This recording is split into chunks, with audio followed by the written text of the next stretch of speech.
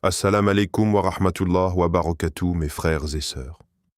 Si tu n'es pas encore abonné à Happin, rejoins notre famille spirituelle maintenant et marche avec nous jour après jour dans cette transformation du cœur. Aujourd'hui, nous sommes au 10e jour du Ramadan et une question dérangeante doit être posée. Si les démons sont enchaînés pendant le Ramadan, alors pourquoi certains cœurs sont-ils encore troublés? Pourquoi certaines habitudes continuent-elles? Pourquoi certaines pensées reviennent-elles dans le silence de la nuit? Le prophète Muhammad, sallallahu alayhi wa sallam, nous a enseigné que durant le Ramadan, les shayatines sont enchaînés. Mais alors, les démons du Ramadan sont-ils vraiment extérieurs? Ou parfois intérieurs? Le démon que tu nourris sans le savoir. Il y a un démon silencieux. Il ne crie pas, il ne hurle pas, il murmure.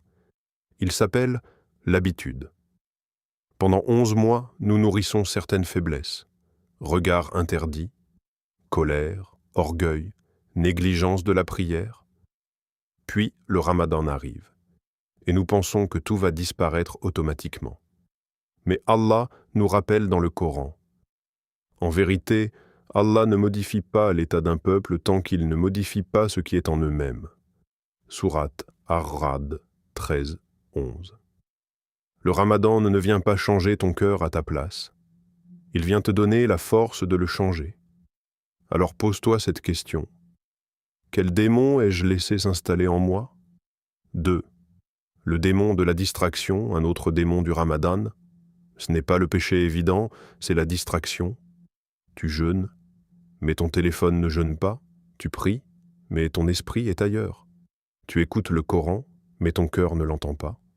Allah dit, le mois de Ramadan au cours duquel le Coran a été descendu comme guide pour les gens, Sourate Al-Baqarah 285. Le Coran est descendu pour guider, mais comment guider un cœur distrait? Le véritable combat du Ramadan n'est pas contre la faim, c'est contre la dispersion de ton âme. 3. Le démon du désespoir, et il y a un démon plus dangereux que tous les autres. Le désespoir. Il te dit, tu as trop fauté. Tu ne changeras jamais. Ce Ramadan sera comme les autres.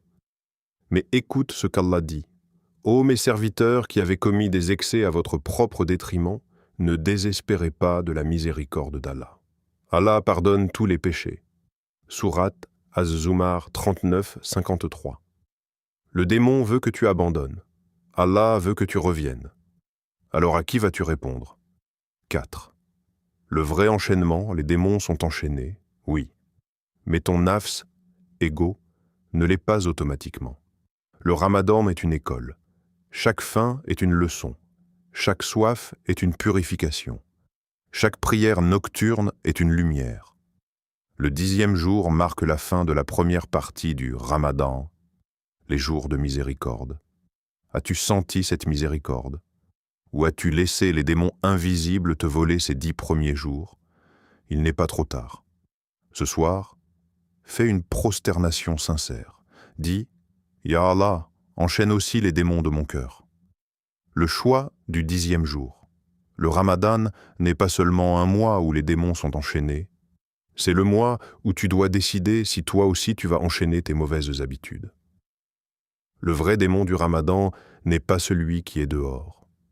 C'est celui que tu refuses d'affronter. Et peut-être que ce 10e jour sera le jour où tout bascule, qu'Allah purifie nos cœurs, qu'il enchaîne nos faiblesses, qu'il fasse de nous des serviteurs transformés avant la fin de ce mois béni.